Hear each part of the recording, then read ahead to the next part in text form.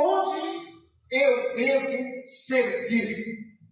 Onde? Hoje a gente vai aprender isso. E eu gostaria que você abrisse sua Bíblia no Salmo 37, versículos 3 e 5, que vai servir apenas como ponto de partida.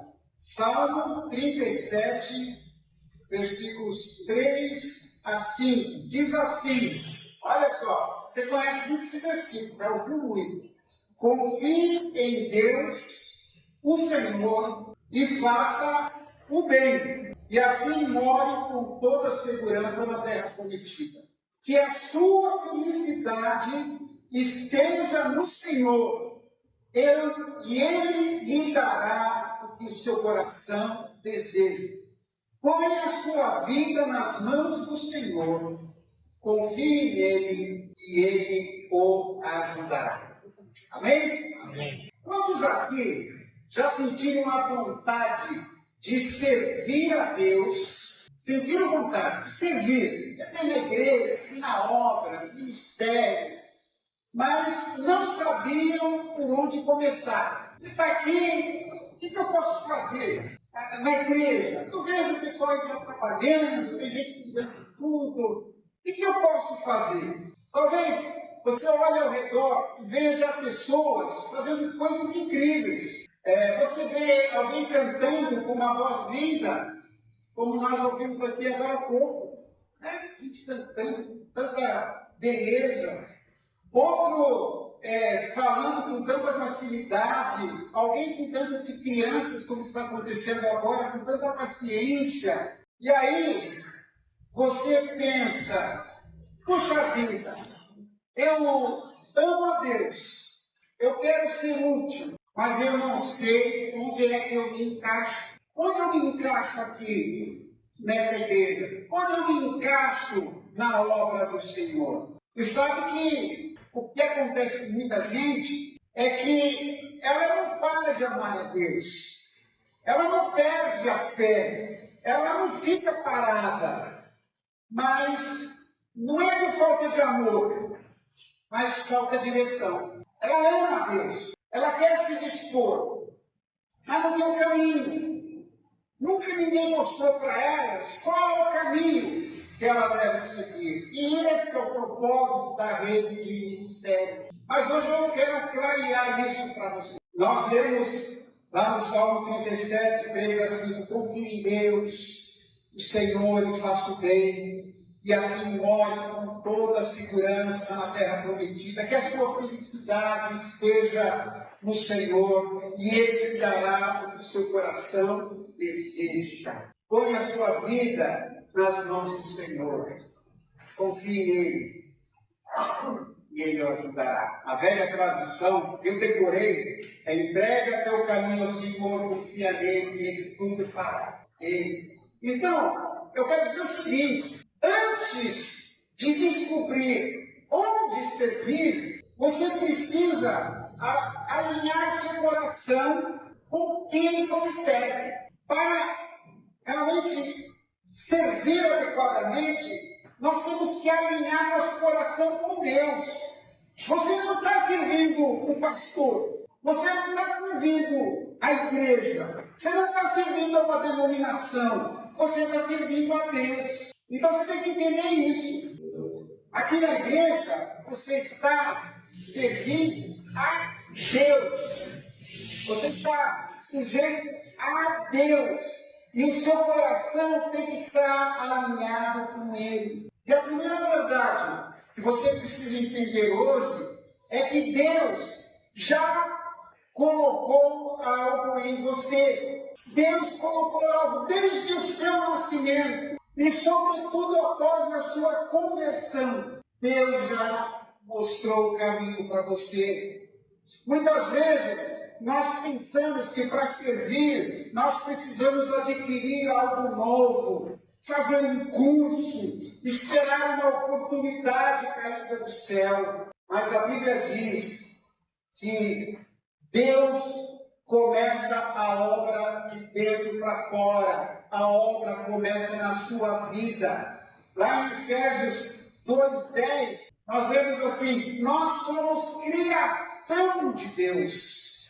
realizados em Cristo Jesus para fazermos boas obras. Deus nos criou para fazermos boas obras. Ou seja, Deus não improvisa nada, Ele não improvisa você, Ele criou você com um propósito. Pense numa semente de laranja. Você não espera que uma semente de laranja produza maçã, verdade? Semente de laranja produz laranja. Por quê? Porque o DNA já está inscrito dentro dela. Ela já nasceu com um DNA de laranja.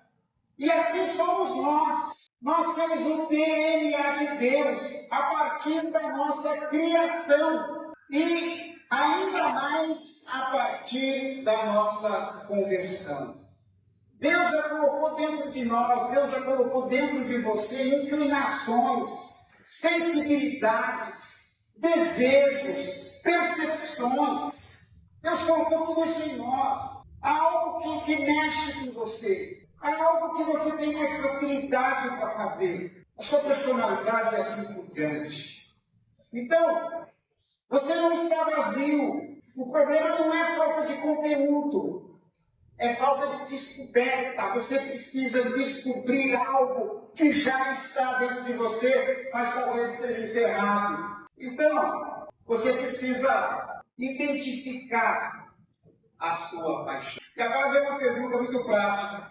Como é que eu descubro que Deus colocou dentro de mim? Uma forma é observar algo que é a sua paixão. Você precisa identificar aquilo que você gosta. Paixão é isso, algo que você gosta. Entenda, paixão não é apenas emoção. Paixão é direção. Deus já colocou a direção em sua vida. E aí está a segunda grande verdade. Paixão é aquilo que você não pode ignorar. A minha esposa, ela não pode ver um cachorrinho, um gatinho, não pode ver um animalzinho sem parar, sem mexer no bichinho, sem, enfim. Aquilo mexe com ela. Sempre foi assim. Ela teria sido uma excelente veterinária. Ele não foi por condições da vida. Então, eu acredito que isso aconteça com você em alguma área. Existem coisas que mexem com você. Você não consegue ignorar. Algumas pessoas não podem ver um mendigo, não podem ver uma pessoa drogada, não podem ver determinadas circunstâncias que aquilo não mexe. Ela tem vontade de fazer alguma coisa. Ela fica revoltada com alguma injustiça naquela área. E aí você está vendo nessa figura um hino. Imagine uma mesa cheia de objetos, cheia de plástico, cheia de madeira, cheia de vidro e alguns pedaços de ferro. Se eu passar o ímã em cima daquela mesa, existe uma força invisível que puxa. Mas só puxa o quê? O ferro. O ímã não vai puxar o plástico, o ímã não vai puxar o papel. Assim é a nossa paixão. Existem muitas coisas, existem muitos ministérios na igreja, existem muitas coisas acontecendo no nosso mundo, mas a paixão, esse ímã, vai atrair você para determinadas coisas. Né? Então, até a gente viu hoje de manhã, na rede de ministérios, na nossa boa aula que tivemos, a paixão é o desejo dado por Deus que nos impele a fazer diferença num determinado ministério. Isso é paixão. Seja lá o que for, mas você quer atuar naquilo. Você quer ajudar. Você quer mudar uma realidade. Aquilo, você não passa despercebido para você. Isso é paixão. Paixão. Na igreja, existem muitas áreas boas para se trabalhar. Igreja é um lugar ótimo para a gente se desenvolver, para servir. Igreja não é um lugar simplesmente para a gente chegar e assistir um culto. Não é. A gente se desenvolve, a gente abençoa pessoas nas diversas áreas. Então existem muitas coisas. mas haverá uma área onde o seu coração vai responder. E isso é um sinal. Puxa, acho legal isso, quero trabalhar nisso, quero poder fazer alguma coisa. Mas você precisa entender uma coisa: a paixão precisa ser alinhada com Deus. Por isso que eu falei, não é simplesmente gostar, né? Mas a gente precisa ter essa paixão voltada para Deus, numa intimidade com Deus. Nós vemos lá no Salmo 37,4 que a sua felicidade esteja no Senhor. Que a sua felicidade esteja. Primeiro, você permite que a sua felicidade esteja no Senhor. Depois, os desejos são alinhados. Você alinha seu coração ao coração de Deus e vai dizer assim: Deus, o que nós podemos fazer juntos? Qual é a sua diretriz para isso? Essa diretriz sempre estará alinhada à palavra de Deus. Mas também há uma terceira verdade que você precisa entender.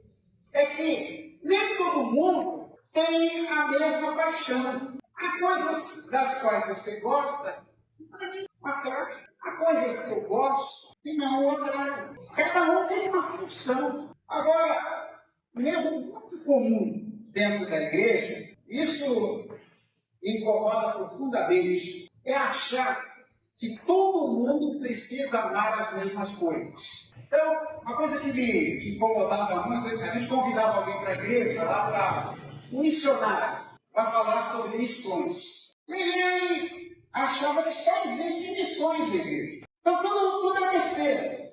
É só missão. E as outras coisas? Então, existem chatos por aí que acham que a gente tem que fazer tudo que ele gosta de fazer. E os outros têm que me seguir. Então, se alguém ama crianças, acha que todo mundo tem que ficar no berçário. Se alguém gosta da música, do canto, todo mundo tem que ser um grande cantor. E assim por diante. Mas isso aí não é bíblico. A gente conhece lá, e a gente vai estudar muito sobre esse texto lá, quando falar sobre dons espirituais. O corpo tem muitos membros e cada um tem a sua. Né? Então, lá até fala assim: será que se eu quisesse ser um olho, todo mundo quisesse ser olho? Porque o olho, já viram isso quando nasce uma criança? Ai, que olhos lindos, tem olhos claros. Tá? Ninguém fala assim: olha, que orelhinha linda. Às vezes aquele orelhão, assim, parece um. Mas não. Tá? Imagina um grande olho por ali. Nós temos partes do nosso corpo que não acontecem. Não sempre escondidinho. O intestino. O intestino é muito importante no nosso organismo. Ele tem tantos neurônios ou mais que o cérebro. Mas você não pensa no intestino, só com ponto de barriga. Não é assim? Então, gente, o corpo tem muitos membros. E cada membro tem uma função. Pensa num quebra-cabeça de 1000 peças. Tem gente que tem paixão por montar quebra-cabeça. Os países lá de costa, aquela mesona, fica o ano todo naquela mesa. Mas pensa no quebra-cabeça de 1000 peças. Se todas as peças fossem iguais, você nunca montaria a imagem. É muito difícil. Né?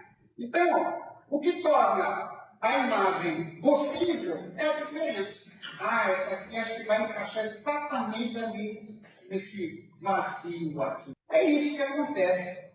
Né? Onde você é forte, alguém é fraco. Você tem algumas características que você tem facilidade, você é bom naquilo, você gosta daquilo, você é forte, mas tem outro que não é. Não gosta daquilo, que não conhece aquilo, que não tem facilidade para fazer aquilo. Onde você enxerga, alguém não percebe. Às vezes você percebe coisas na igreja, no ministério, em qualquer área, você percebe coisas que outros não estão percebendo. Uma vez lá na igreja, após o culto, uma moça me procurou: pastor, desculpe me intrometer, mas olha, aquele vaso não pode ficar ali, porque ele está na frente do extintor. Se houver algum problema, isso não pode acontecer. Você tem que tirar o vaso de lá. E eu agradeci. ela percebeu algo e ninguém percebeu. Você já foi numa galeria de artes, fazer quadros? Não pensando no mágico aí? Eu chego lá e vejo pessoas assim, nossa, e aí eu escuto alguns comentários. Olha, o pintor estava revelando a subjetividade humana, o fracasso. Quando eu olho para aqui, eu falo, será que é isso? Cara, ele não descobriu isso. Eu estou vendo uma figura. Mas existem pessoas que conseguem perceber aquilo que você não consegue perceber. Isso acontece na igreja. E a gente tem que ser agradecido. Agradecido quando alguém aponta uma deficiência. Nossa, olha, isso aqui pode ser assim. Por que você não entende assim? Coisas desse tipo. Isso é muito importante. Então, é exatamente aí que Deus quer usar você, naquilo que você é forte, naquilo que você enxerga. E para você ser forte, enxergar é aquilo que você gosta, entendeu? Agora, uma pergunta: por que você não enxerga a sua paixão? Por que você não consegue identificá-la? Talvez alguém esteja pensando assim, pastor, eu não sinto nada disso. Eu acho que não tem nenhuma paixão. Então, eu quero dizer para você uma coisa com muito carinho, com muito amor. Talvez o seu problema não é a ausência de paixão. Talvez o seu problema seja o abafamento. Muitas vezes, a paixão está escondida embaixo de mentiras. Por exemplo, eu sou velho demais. Eu não tenho mais idade. Você veja aqui a Marilene, 90 e tantos anos de idade.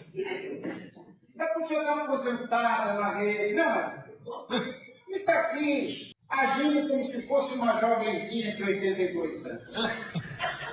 Não é assim? É isso. Eu sou velho demais, viu, Palmeira? Você está na flor da idade, meu filho. Assim, veio na escola bíblica, depois chegou em casa e ainda foi fazer o almoço. Não, Palmeira? Ela explicar a desculpa do almoço, etc. Né? Eu não tenho estudo, não tenho estudo. Eu já me decepcionei. Eu atuei na igreja e fiquei tão decepcionado com o que fizeram comigo, etc. Isso acontece com muita gente. Talvez você pode ter tido uma vida no seu ministério, etc. Mas talvez o que tenha acontecido é que você estava no lugar errado. É por isso que o slogan da rede de ministério é pessoas certas, nos lugares certos, pelas razões certas, no lugar certo. A pessoa chega mais discutimos isso de manhã, tudo bem. Mas assim, você está nova aqui na igreja, você não quer trabalhar com a gente para cuidar dos adolescentes? Vem, a pessoa não suporta adolescentes. Mas ela vai. Aí aqueles que saem, ou alguém falou mal da pessoa. Eu já me decepcionei. E aí estou mostrando um braseiro, uma brasa pode parecer apagada, mas se você soprar, se você abanar, o fogo volta. Ela não foi, a brasa não morreu, ela só foi abafada. Hoje, meus irmãos, o Espírito Santo quer soprar sobre essa brasa. Essa brasa está apagada no seu interior. Você se consagrar a Deus e reavivar o seu amor, a sua paixão pela obra. E como é que você pode descobrir a sua direção? Como é que você pode descobrir a sua paixão? Vamos fazer um exercício bem simples. Né? Agora, feche um pouquinho os seus olhos. Um momento. E aí, com os seus olhos fechados, pergunte assim para você mesmo: se eu pudesse ajudar alguém hoje, se eu pudesse me envolver em algum assunto, em alguma circunstância, o que vem à minha vida? O que você gostaria de fazer? Crianças, são jovens, são casais, são idosos, são pessoas que não conhecem a Jesus. Enfim, há uma infinidade de coisas. Agora você pode abrir seus olhos. Aquilo que você pensou não é coincidência, é direção. Não está querendo te direcionar para alguma coisa. Só um parênteses aqui. A igreja não tem um organograma de ministérios pronto, imutável. Nós podemos criar ministérios de acordo com a paixão que Deus nos deu. Eu já falei, por exemplo, a Igreja Batista de Santa Maria, há uns anos atrás, ela tinha um ringue de boxe. Uma pessoa se converteu, amava boxe, e eles fizeram um ringue para atrair pessoas que gostavam de boxe, para evangelizar quem gostava de boxe. A gente pode criar o que quiser, vai depender de você, vai depender da sua paixão, pastor. Eu gostaria muito de atuar com deficientes físicos, enfim, sei lá. Vamos dar, irmão, vamos começar. Vamos fazer, vamos dar um jeito. Vamos estudar quem trabalha com isso nessa área e vamos criar esse ministério. Agora, você precisa perceber que a direção não vem só do sentimento, só da vontade. Ela precisa ser confirmada pela palavra de Deus, ser confirmada pela comunidade. A Bíblia diz lá em Romanos 12,6, temos diferentes dons, segundo a graça que nos foi dada. Deus confirma o nosso ministério no corpo. Percebe? Aí você está vendo várias pessoas fazendo coisas diferentes, atuando na obra de Deus. Não é todo mundo fazendo o que você faz só. Não é só o que você faz, tipo, tudo é importante na igreja. Como é importante ter uma banda como a nossa, que cantou tão lindo hoje. Como é importante ter gente que está cuidando do som, cuidando da imagem. Como é importante ter alguém para receber pessoas. Como é importante alguém que fez o café. Tudo isso ajuda na obra de Deus. E, na verdade, que é libertadora. Você não precisa de um cargo para começar. Você não precisa de um título para começar. É você se dispor para a obra. Então, você pode começar pequeno. Muita gente acha que servir, e esse livro que a Tânia cantou sobre o milagre é serviço, encontrar quem sirva hoje em dia, é complicado. As pessoas não querem. Tudo é meus interesses, minhas comunidades, que vantagem eu levo com isso. Posso até servir, mas qual é a vantagem? Não. Muita gente pensa que servir é lá no culto, pegar o microfone e sair falando bonito, é ter um título. Olha, eu sou o diácono, eu sou o diretor, não sei o quê. Mas Jesus disse lá em Marcos 10:45, o Filho do Homem não veio para ser servido, mas para servir. Jesus veio para servir. Ele começou lavando os pés dos seus. O reino de Deus começa simples. Lembra do Neemias? Neemias estava lá no império, aí recebeu notícias do que estava acontecendo em Jerusalém, a violência, os muros derrubados. E como é que ele começou? Ele começou orando. Deus encaminhou tudo, ele foi para Jerusalém para liderar a construção dos muros. Ele começou chorando, sentindo, se importando. Então eu vou dizer para você algo muito prático. Você não precisa de um carro, você precisa abençoar pessoas. O importante, o milagre é servir. Você gosta de jovens? Convide os jovens para conversar. Gosta de gente ferida? Envie uma mensagem, procure ajudar de alguma forma. Você gosta de ensinar? Discipule alguém. Esteja ensinando alguém. O salmo que nós lemos diz: faça alguém. Faça alguém. Isso é igreja. Então, gente, eu divulguei muito essa expressão onde servir. Procurei responder isso. Hoje nós procuramos responder essa pergunta na escola bíblica e agora neste estudo. Mas a pergunta não é mais onde eu devo servir. A pergunta é quem eu devo. A quem aquilo mexe com o meu coração. Talvez você não esteja, Deus não esteja me dando um título hoje. Ele está te dando o nome de alguém, um rosto, uma oportunidade. Eu quero deixar um desafio para você. Antes de dormir, faça uma oração. Senhor, quem é a pessoa eu não posso ignorar. E amanhã você simplesmente vai agir. Essa semana você vai agir. Dê o primeiro passo.